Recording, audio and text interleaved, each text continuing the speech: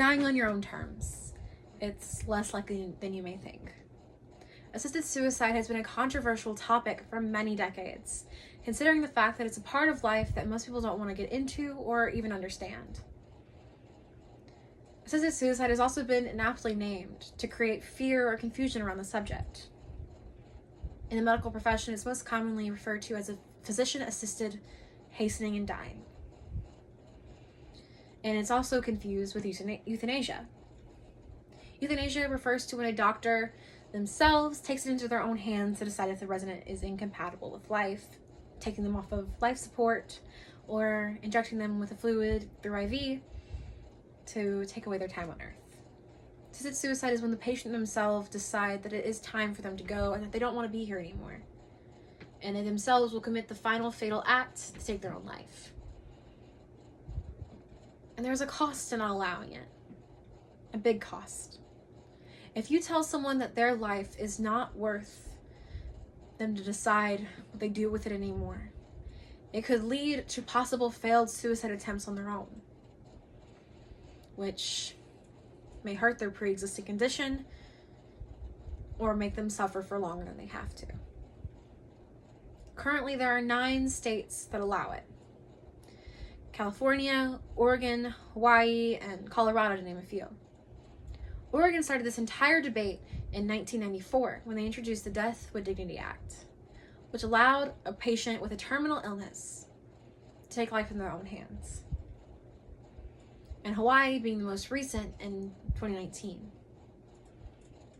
Now, most people may think that people will abuse this power and just decide willy-nilly when they want to go.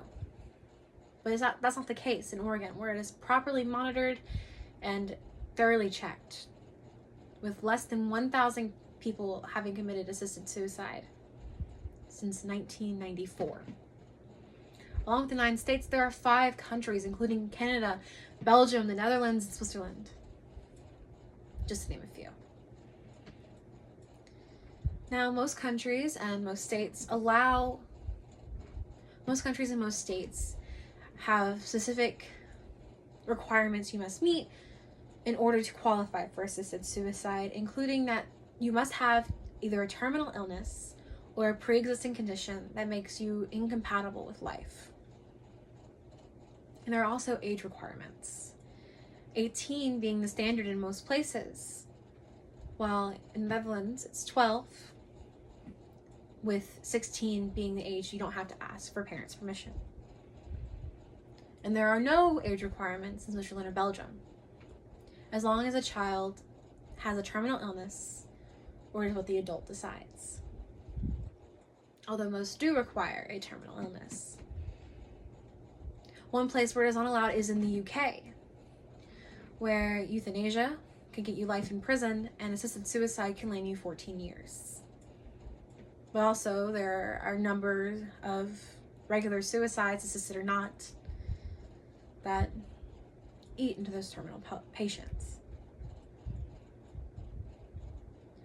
Whether or not it is our right as human beings to die on our own terms isn't what's the problem.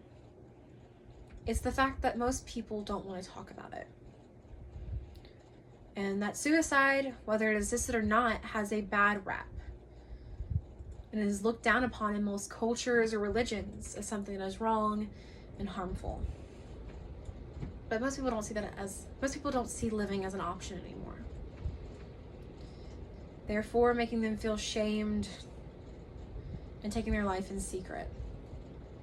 And most not being found until a few days later.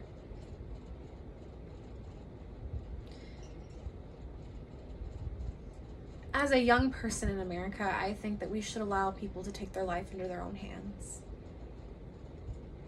Let them be free of whatever burdens they may be carrying. But that we offer support and a shoulder to cry on during their trying times. I know now in this pandemic, most people would prefer to put out their misery. And it's not our right to decide whether they get that choice.